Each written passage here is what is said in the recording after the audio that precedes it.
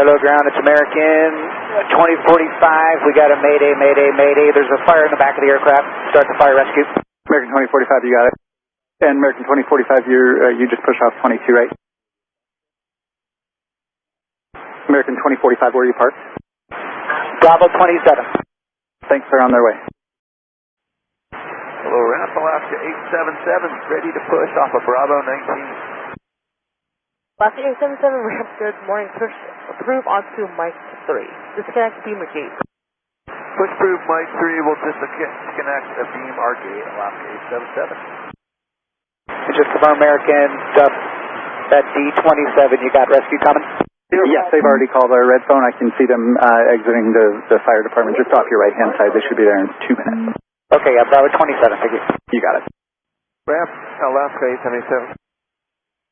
Alaska 877, ramp. Do we need to hold for any emergency equipment for that American Airlines flight?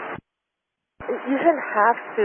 The officers haven't called me where they're going to park, but I don't believe so. I think you should be good. Okay, we'll continue. American 179, continue via Bravo. Hold short of Mike. Give the ramp tower a call. They may want to hold you out for a few minutes. The company has an emergency. Okay, Bravo short of Mike and contact ramp American 179. Ops vehicle and ramp tower frequency? Ramp tower Ops 46, all the services closed. Ops 46, say again? Ops 46 are all services affected by aircraft closed. Ops 46. I'm not aware of anything on this side because it was in the ramp. You might have to ask them on 12757.